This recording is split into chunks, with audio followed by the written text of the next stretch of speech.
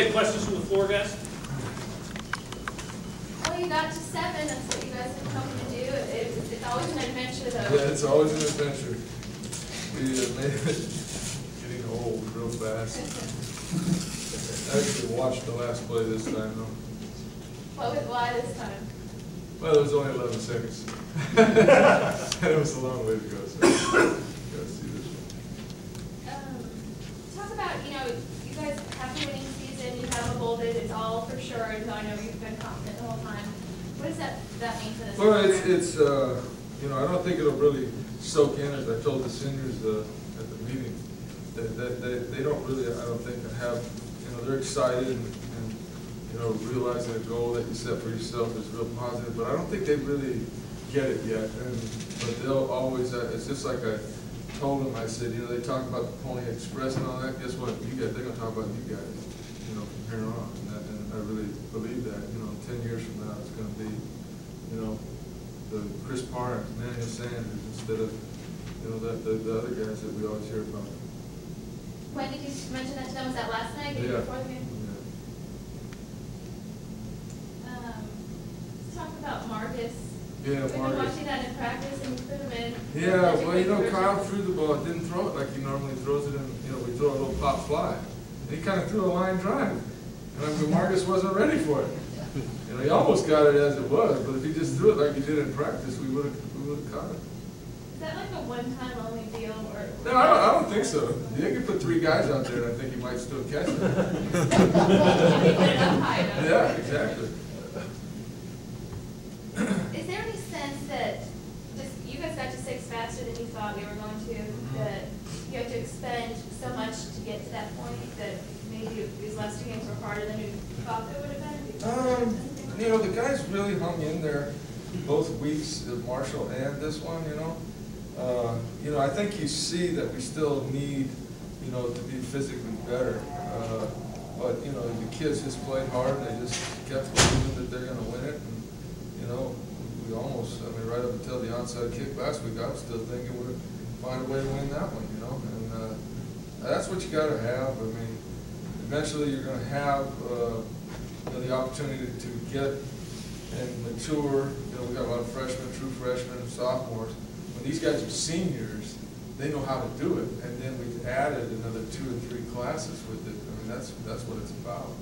And that's a good question leading into your signing announcing the extension yesterday. I know there's some thought when you came here in January of 08 that 5 years maybe you'd go back to the islands and retire.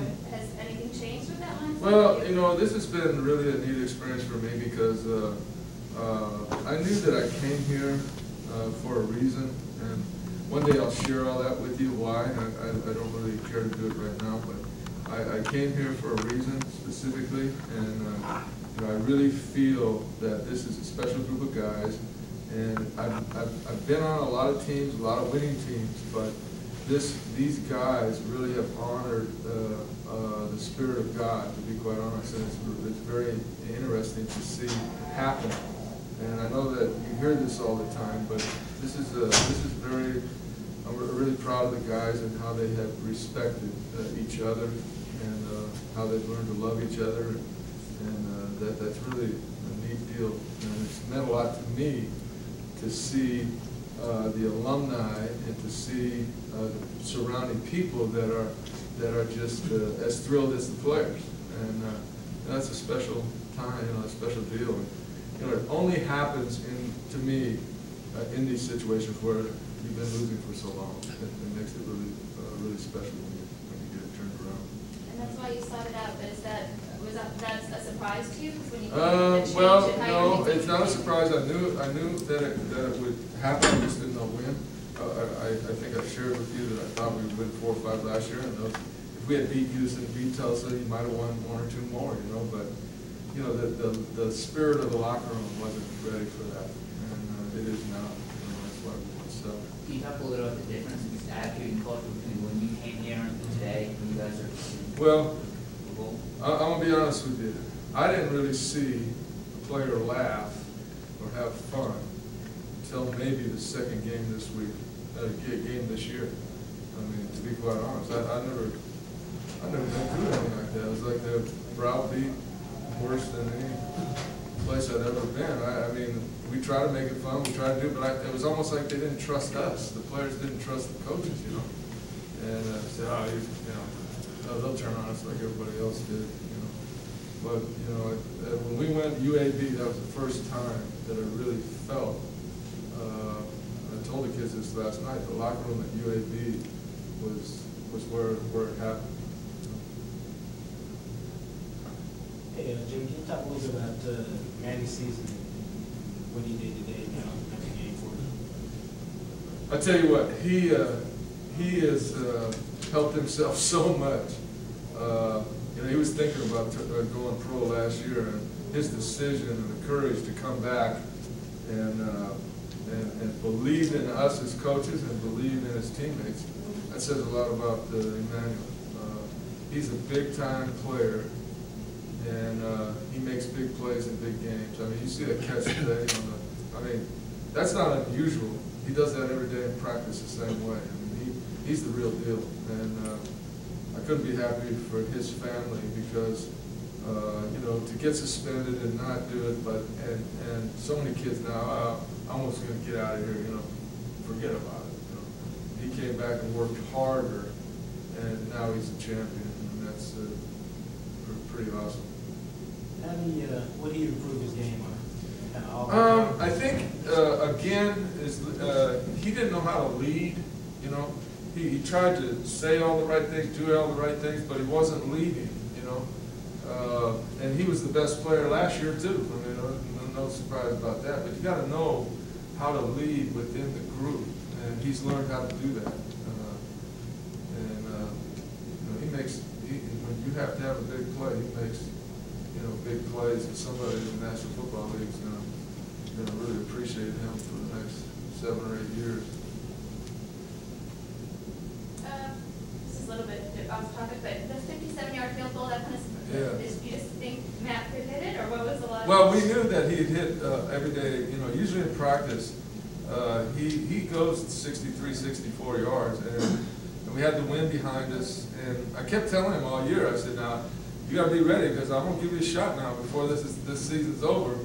And so, you know, when it came up, you know, he said, I'm good. I said, okay, let's do it. And, you know, he hit it far enough. I just thought he rushed it a little bit. You know, what I think, like, you know, it comes from experience. They're not even going to try to block a 58-yard field goal. You could take all day to kick the thing. And he just rushed it, you know. I mean, they're going to get the ball if you miss right there, so they don't, you know, why rough the kicker or why even risk it? I mean, he could have taken all day, and he had enough legs, but, you know, you live and learn, and he'll do it next time. He'll take his time and get it. You went for it 4th and 3 on the first possession. How come? Well, we ran into the wind, and I didn't want to punt. You know, we couldn't kick the field goal that far. We had tried in pregame, and we thought, you know, 44, 45 was going to be the limit. It was like going to be a 47, 49-yard field goal. And so I kind of had, you know, I guess right the coverage. They had, in that situation, kind of come after us, or come after the other teams when it was 4th down like that to do it. So I knew that what they were going to be in. So go to your best player at that time of the game, and Emmanuel made a great play. I was talking to David Matlin from the Hawaii Bowl, and he mentioned the aloha spirit like 4 or 5 times. How do you describe that as someone who? You know, I'll tell you, to be honest with you, this is interesting to be. You know, here we are, what, 5,000 miles from Honolulu. When I came to SMU, Texas has a spirit also that I even remember calling back to Hawaii saying, I don't know how to put a finger on it, but the people here are really, you know, hospitable and want to help you. What can I do? I said, it's weird that 5,000 miles away, they call it aloha spirit in Hawaii, but here it's called whatever, hospitality. But it's very similar, the personalities of the culture in Texas and Hawaii. And, you know, I know that sounds crazy, but I mean, that's not the first time that's been asked. I said that a year ago. And, you know, I think the people of Hawaii are ready. You know, they're excited. You know, I'm hoping Hawaii wins tonight and then can lay it all on the line, because if we played the University of Hawaii. It'll probably be one of the top rated games in the bowl games. Will you be watching Rice Houston? I'm gonna watch the Navy Hawaii game tonight. Go find the cable somewhere and pop it on. Anything else? Sorry to keep you guys here so late. Thanks for all year and everything. Hopefully your bosses send you to Honolulu. I'll be there. Okay, that's good.